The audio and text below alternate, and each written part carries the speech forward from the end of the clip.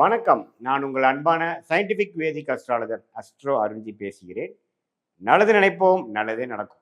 தொடர்ந்து நம்மளோட சேனல்ல வரக்கூடிய வீடியோஸ்லாம் பார்த்துட்டு இருப்பீங்க நம்புறேன். அறிவியல் சார்ந்த ஜோதிட கருத்துக்கள் எந்த விதத்திலும் மிகைப்படுத்தாமல் உள்ளது உள்ளவாறு பார்த்து கொண்டிருக்கிறோம்.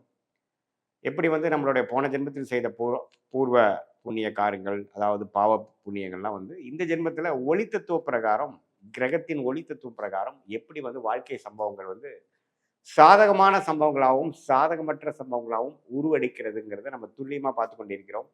அந்த அடிப்படையில் இந்த வீடியோல மகர ராசிக்காரர்களுக்கு மே 2025 எத்தகைய ஒரு பலாபலன்கள், ஒரு லைஃப் சேஞ்சஸ், எது மாதிரி ஒரு டைரக்ஷன்ல போகுது, எது மாதிரி ஒரு கிரக அமைப்பு இருக்கு, எது மாதிரி விஷயங்கள் எதிர்பார்க்கலாம் அப்படிங்கிற மாதிரி விஷயங்கள் வந்து மகர ராசிக்கு மே 2025 எத்தகைய ஒரு மாதமாக இருக்க போகுதுன்னு பார்க்க போறோம். அதுக்கு முன்னாடி சேனல் ஃபர்ஸ்ட் டைம் வரவங்க மறக்காம சப்ஸ்கிரைப் பண்ணுங்க. ஸோ தட் தொடர்ந்து நம்மளுடைய வீடியோஸ் எல்லாம் உங்களை வந்து அடையும்.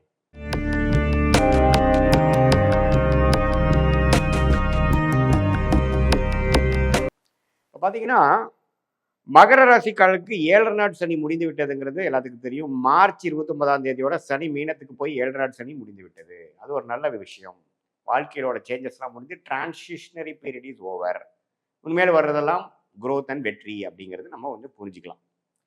அதுக்கப்புறம் குரு எப்படி ஆயிருக்காருன்னா மே 14 2025 ஒரு நடுப்பகுதி, மே மாதத்தின் நடு பகுதியில் 5ஆம் இடத்திலிருந்து ராசியை பார்த்து கொண்டிருந்த குரு 6ஆம் இடத்துக்கு மாறுறார். அது சில வாழ்க்கை தாக்கத்தை கொடுக்க போகுதுங்கிறது நம்ம தெரிஞ்சுக்க போறோம். என்னன்னா ராகுவும் பார்த்தீங்கன்னா மே 19ஆம் தேதி 2ஆம் இடத்துக்கு வரும்பொழுது ராகுவை குரு பார்க்கிறார்.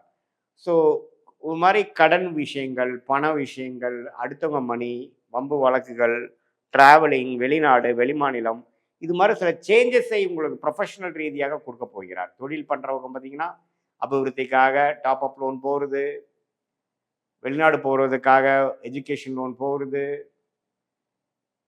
ஒரு வீட்டை அபிவிருத்தி பண்ணுறதுக்காக ஒரு லோன் போகிறது, சுப விஷயத்துக்காக போகிறது, இது மாதிரி சில விஷயங்களுக்காக அடுத்த கட்ட நடவடிக்கைக்காக சில எஃபோர்ட், முயற்சிகள், பண விஷயத்திலையும் இடம் சார்ந்த விஷயத்திலையும் ஒரு சேஞ்சஸ் கிடைக்கக்கூடிய அமைப்பு வந்து கொடுக்குதுங்க. இது என்ன காட்டுதுன்னா அடுத்த கட்ட நடவடிக்கை, அதாவது வாழ்க்கையில செட்டில் ஆகிட்டோம், அடுத்தது நம்ம என்ன பண்ண போறோம், குரோத்துக்கு என்ன பண்ண போறோம் அப்படிங்கிற மாதிரி ஒரு அமைப்பு வந்து கொடுக்கக்கூடிய அமைப்பு. அதே சமயத்தில் ராகு 2ஆம் இடத்துலேருந்து குரு பார்வை பெறுவது பார்த்தீங்கன்னா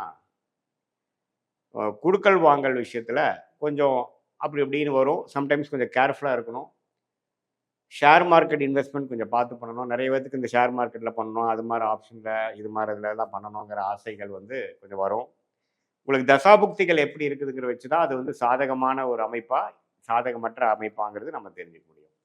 ஸோ இத்தகைய ஒரு கிரக அமைப்பு வந்து ஓரளவுக்கு வாழ்க்கையில் 7 நாட் சனி முடிந்து அடுத்த கட்ட விஷயங்கள், அதாவது வெளிநாடு, வெளிமாநிலம் போகிறது, மாணவர்கள் பார்த்தீங்கன்னா ஹையர் ஸ்டடீஸ்க்காக கொஞ்சம் தள்ளி போகிறது, கல்யாணம் பண்ணிட்டு புருஷ வீட்டுக்கு கொஞ்சம் தூரமாக போகிறது, வேலை தொழில் விஷயத்துக்காக இடம் மாறுறது, டிரான்ஸ்ஃபர் ஆகுறது, கவர்மெண்ட் ஜாப்ல இருக்கிறவங்க டிரான்ஸ்ஃபர் ஆகுறது, இது மாதிரி பல மாற்றங்கள் கொடுக்கக்கூடிய அமைப்புகள் இருக்குது. சீனியர் சிட்டிசனுக்கு பார்த்தீங்கன்னா கொஞ்சம் ஹாஸ்பிட்டல் செலவுகள் வர்றது, கொஞ்சம் இனாமா, அதாவது புண்ணிய உங்களுடைய பூர்வீக சொத்துக்கள் வருவது, உயில் மூலமாக பெனிஃபிட் அடைகிறது, ஒரு இன்வெஸ்ட்மெண்ட் பண்ணி அதில் ஒரு ப்ராஃபிட் வந்து அதனால பணத்தை சில பிரச்சனைகளுக்காக சால்வ் பண்ணுறதுக்காக யூஸ் பண்ணிக்கிறது, விசா கடைசி வெளிநாடு போகிறது, வெளிநாட்டில் இருக்கிறவங்களே பிஆர் வாங்குறது, சிட்டிசன் ஆகிறது, அது மாதிரி அமைப்புகள்லாம் கொஞ்சம் கொடுக்கக்கூடிய அமைப்புகள் கண்டிப்பாக உண்டு.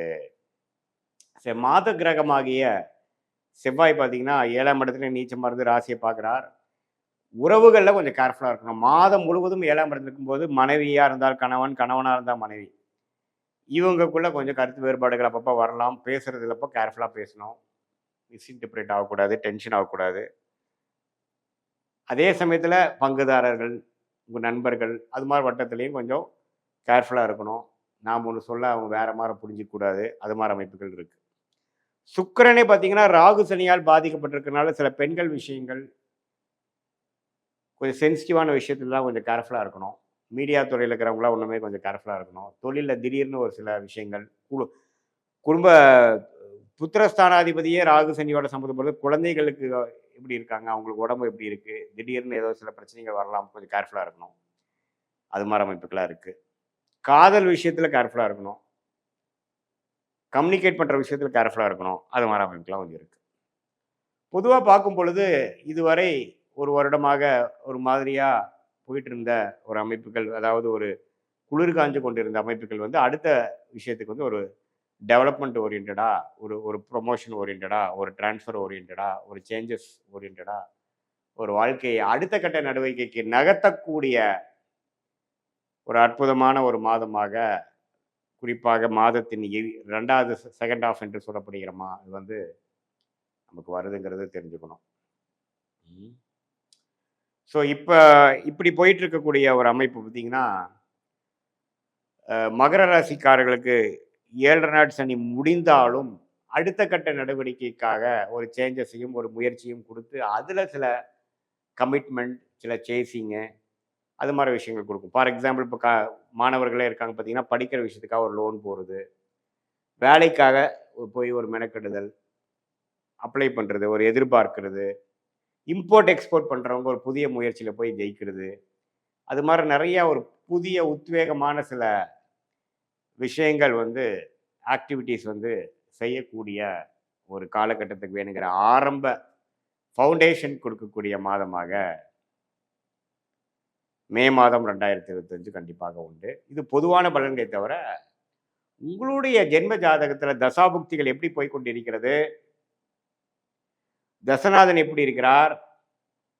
புக்திநாதன் எப்படி இருக்கிறார்? நீங்க எந்த லக்னத்துல பொறந்தீங்க? அந்த தசநாதனும் தசையும் புக்தியும் உங்க லக்னத்துக்கு யோகமா? யோகமா இருக்கும் பொழுது நான் சொன்ன அந்த கோச்சார அமைப்புகள் இன்னும் கொஞ்சம் சாதகமாகவும், யோகம் கம்மியாக அ ஓரளவுக்கு சுமாரான தசைகள் போகும்பொழுது, அவயோக திசைகள் போகும்பொழுது, யோகங்கள் கொஞ்சம் கம்மியாவும் இருக்கக்கூடிய அமைப்பாக நீங்க தெரிஞ்சுக்கணும். இது நம்மளுடைய ஜென்ம ஜாதகத்தை வச்சு துல்லியமா பார்க்கும் பொழுது, 2யும் ஒப்பிட்டு பார்க்கும் பொழுது, உங்களுடைய ஷார்ட் டெர்ம் எப்படி இருக்க போகுது? உங்களுக்கு அடுத்து வரக்கூடிய லாங் டெர்ம் எப்படி இருக்க போகுது? எடுத்த எது மாரி டைரக்ஷன்ல உங்க வாழ்க்கை திரும்ப போகுது? எது மாரி முடிவுகள எப்ப எடுக்கிறது நல்லது? உங்க வாழ்க்கையில இருக்கக்கூடிய ஜாதகத்துல இருக்கக்கூடிய கர்மா எப்படி காமிக்குது? எது மாரி ஒரு டைரக்ஷன்ல போகுதுங்கிறதெல்லாம் நீங்க தெரிந்து, அதுக்கு பிரகாரம் நீங்க உங்களுடைய லைஃப் டெசிஷன் அலைன் பண்ணிட்டீங்கன்னா, தேவையில்லாத எதிர்நீச்சல், பண விரயங்கள், சமய விரயங்கள்லாம் இல்லாமல் தவிர்த்து, வாழ்க்கையில சீக்கிரமா முன்னுக்கு வந்து உங்களுடைய ஃபுல் பொட்டன்ஷியலை ரீச் பண்ண முடியும். இந்த சயின்டிஃபிக் வேதிக் அஸ்ட்ராலஜி முறையில எந்த விதத்திலும் மிகைப்படுத்தாமல், உள்ளது உள்ளவாறு பரிகாரங்கள் அது மாரி மூட நம்பிக்கையில போகாமல் பார்க்க முடியுங்கிறது நான் வந்து உங்களுக்கு சொல்லிக்கிறேன் இந்த வீடியோ மூலமா. இது பொதுவான பலன்கள்ங்கிறத நீங்க தெரிந்து கொள்ள வேண்டும். மீண்டும் மற்றொரு காணொளியில் சந்திப்போம். நன்றி, வணக்கம்.